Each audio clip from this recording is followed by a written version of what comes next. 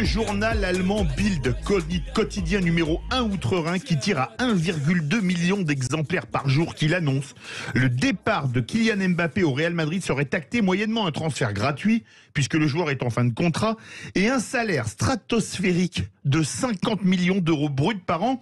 Un salaire qui a fait réagir Ronaldo, le Brésilien, pas le Portugais, qui a déclaré sur le ton de l'humour dans Marca, c'est l'équivalent de l'Équipe en Espagne: j'ai lu l'info qu'il irait au Real et toucherait 50 millions par an.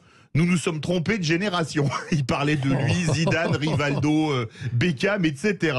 Avec nous, Vincent Chaudel, qu'on connaît bien sur Sud Radio, économiste du sport et fondateur de l'Observatoire du Sport Business. Bonsoir Vincent. Bonsoir. Bonsoir. Tiens, ce matin, Patrick Roger et Cécile de Ménibus, dans le Grand Matin de Sud Radio, parlaient des problèmes de pouvoir d'achat. Kylian Mbappé va pas être concerné en 2022. Ça ne sera pas tout à fait le même problème de pouvoir d'achat, effectivement. Alors, d'après vous, c'est fait, comme l'annonce la presse allemande, alors c'est repris par la presse espagnole, etc. Peu dans la presse française, finalement. Il a bien trouvé un accord avec le Real ? Oui, à ce niveau-là, faut toujours être prudent, parce que les séquedas de Neymar à Barcelone, qui finalement se terminent par un départ. Donc, moi, je reste prudent à ce niveau-là. Maintenant, le fait est, c'est qu'aujourd'hui, il est libre de s'engager avec qui il veut. Je pense qu'il a, quoi qu'il arrive, il a l'intelligence de ne pas sortir du bois avant le double duel. Bah oui, c'est parce que quelle que soit sa prise de position, s'il venait à parler avant, dans un sens ou dans un autre, ça lui compliquerait la vie, ça compliquerait aussi la vie de l'équipe. Donc, mais c'est sûr que c'est le joueur actuellement avec Haaland que l'on pressent être le futur duel, comme on a eu Cristiano Ronaldo-Messi pendant plus de 10 ans, qui existe encore maintenant. On risque d'avoir Haaland-Mbappé pendant un petit moment. Ils seront peut-être pas tout seuls, et les faire venir pour zéro de transfert, c'est ce que les grands clubs aiment bien faire. C'est-à-dire qu'aujourd'hui, les grands clubs jouissent de leur aura pour dire à un joueur qui leur plaît, ne t'engage pas de nouveau et quitte ton club libre, et à ce moment-là, tout ce qu'on ne mettra pas dans le transfert, on pourra le mettre dans sa prime. Comme Messi au PSG. Jean Dorido. Non, alors sur le plan footballistique, je crois qu'effectivement c'est un fait. Apparemment, Kylian Mbappé, il rêve du Real depuis toujours, et j'imagine, on l'a dit, c'est vrai quand même, il n'est pas vieux. Donc 23 ans. Voilà, donc j'imagine c'est vraiment un rêve de gosse d'aller enfin jouer dans une des équipes les plus mythiques du monde. Donc ça fait plaisir pour lui. Après, c'est vrai que sur l'argent, 50 millions d'euros par mois, c'est par an, non, par an. Ah oui, par an. C'est-à-dire que c'est tellement fou. Non, mais c'est le problème du pouvoir d'achat. Oui, non, mais là, il y a un problème d'inflation, mais là, Jean Dorido va très loin. Il la multiplie par 12, là. Donc, c'est un fait que c'est tellement fou, tout cet argent, qu'on se demande, tout compte fait, à part les joueurs et les sponsors, qui gagne vraiment de l'argent au football. Il y a eu récemment en France ce problème avec ce groupe espagnol qui a racheté les droits télé, tous les droits télé, mais ils n'avaient pas d'argent, ils n'ont pas pu payer. Ça a mis nos clubs quand même dans la panade. Là, il y a eu le Covid récemment. Alors, je ne serais pas évalué la billetterie, justement, combien ça pèse dans le game, pour le coup. Maintenant, c'est vrai que c'est à se demander. Je sais que j'ai déjà entendu des personnes très riches dire, pour devenir millionnaire en achetant un club de football, il faut démarrer en étant milliardaire, dans le fond, parce qu'ils perdent leur argent, les types. Donc, qui gagne de l'argent, dans le fond, à part les joueurs et les sponsors? Vous avez le fondateur de l'Observatoire du Sport Business qui vous répond après, Christophe Madrol. Alors, ça dépend ce qu'on appelle gagner de l'argent, parce que non, mais pourquoi je dis ça, c'est parce qu'il peut y avoir plusieurs retours sur investissement ou intérêt. Quand feu Robert Louis Dreyfus reprend l'Olympique de Marseille, à ce moment-là, c'était Nike qui, potentiellement, avec McCormack, qui pouvait le racheter. Et donc, son retour sur investissement, c'était de ne pas permettre à Nike d'avoir les principaux clubs en France.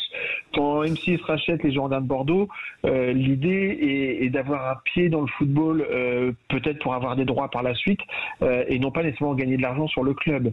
Et après, on peut vouloir gagner de l'argent sur le club directement. Alors, il y a eu le cas du modèle de Monaco qui a été passé à Lille, qui s'est pas nécessairement bien terminé à Lille notamment, mais c'est historiquement le modèle qu'on appelait en France le modèle de Giroud, en fait. C'est-à-dire un modèle où je développe des jeunes joueurs et je vais jouer en Coupe d'Europe pour les exposer et leur faire prendre une valeur et de les vendre. Donc ça, c'est un modèle. Mais d'une façon générale, et c'est peut-être le point qui peut nous ramener sur un Kylian Mbappé, c'est que les joueurs aujourd'hui sont des super connecteurs. Quand on a un joueur comme Neymar qui arrive au PSG ou un Messi aujourd'hui, ce sont des joueurs qui ont 250, 300, 350 millions de fans dans le monde. Donc ça veut dire que quand je suis sponsor du club, en posant mon nom sur le maillot, eh bien, j'ai une campagne globale. Et ça, finalement, aussi paradoxal que ça puisse paraître, ça fait que cette campagne, elle coûte pas si cher que ça. Donc, c'est un paradoxe. On va donner la parole à Christophe Madrol, grand supporter de l'OM devant l'Éternel. Oui, moi je suis supporter de l'OM, mais j'aime Nantes, j'aime Auxerre, j'aime la pédagogie du foot. Moi, ces salaires, ça me rend dingue, Philippe. J'aime le foot, j'aime le jeu. J'ai été très heureux que Bergerac gagne contre Saint-Étienne parce que j'aime la Coupe de France. Moi, j'ai été moins content que Versailles gagne contre Toulouse, mais c'est mon point de vue personnel. J'aime le jeu, j'aime le foot. Mais 50 millions par an, on est dans un autre monde. C'est hallucinant. À un moment donné, quand ça va s'arrêter, je comprends. En fait, vous nous dites, mais justement, que les joueurs de foot, en fait, ce sont des panneaux publicitaires à deux jambes et qui courent sur les terrains de foot. C'est ce qu'on nous dit. Mais la phrase de Ronaldo, le Brésilien, je répète, est quand même amusante parce qu'il dit que grosso modo, à l'époque de Zidane, c'était des smicards par rapport à ce que sont les joueurs aujourd'hui. Oui, et puis on pourrait prendre l'époque de Michel Platini. Oui, alors là, n'en parlons pas. Oui.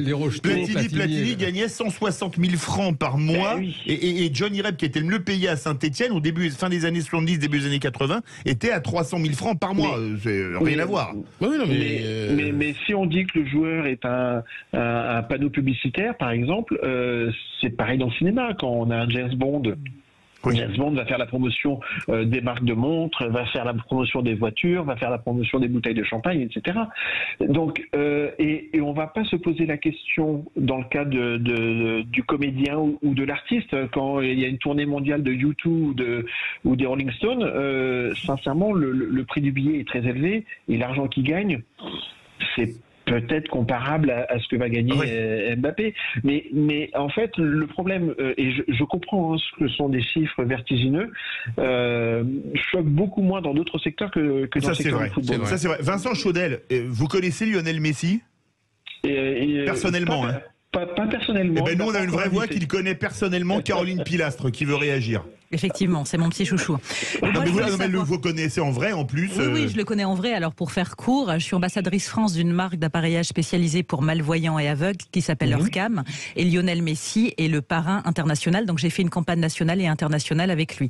Grand moment, et c'est quelqu'un de très sympathique, humainement parlant, et qui en plus est très touché par cette cause. Justement, moi, je voulais faire un parallèle parce que même si je suis chauvine en tant que Parisienne, je suis assez profane par rapport à tous ces messieurs. Mbappé est un grand joueur. On sait que c'est un prodige. Est-ce que vous pensez, puisqu'il rêve du Real, il est en égo depuis des mois, qu'il va avoir une carrière d'ici 10 ans à la Messi, à la Neymar et aux autres Ronaldo & Co? Alors, premièrement... très court. Oui, très court. Alors, je vais faire très vite. Qu'il aille au Real, puisque c'est son rêve, ça sera forcément à un moment donné dans sa carrière. Personnellement, je pense qu'il ferait mieux d'y aller peut-être pas maintenant, mais après c'est un autre débat, parce que actuellement le Real a des sujets de dette et a des sujets de conflit avec l'UEFA et on ne sait pas exactement ce qui va se passer. Donc pour moi, il a 23 ans et on a encore du temps. C'est-à-dire que les plus belles années ou les années où les joueurs gagnent le plus, c'est entre 25 et 32, 33 ans. Donc il n'y a pas d'urgence. Et c'est pour ça que je disais, je ne sais pas encore s'il va vraiment y aller. Il y a des chances qu'il y aille, mais il n'y a pas d'urgence, à mon avis, pour qu'il le fasse maintenant. Rappelons qu'à l'époque, on en a parlé, Michel Platini est parti à la Juventus à 27 ans. Voilà. Il avait fait 4 années de plus en France. Merci beaucoup Vincent Chaudel, économiste du sport, fondateur de l'Observatoire du sport business. Tout de suite, notre grand débat. Emmanuel Macron a-t-il peur du débat avant le premier tour ? Vous êtes 96,3% à dire oui. Vous voulez réagir, le 0826 300 300 et les réseaux sociaux. On va en débattre avec Bruno Millienne, député Modem des Yvelines.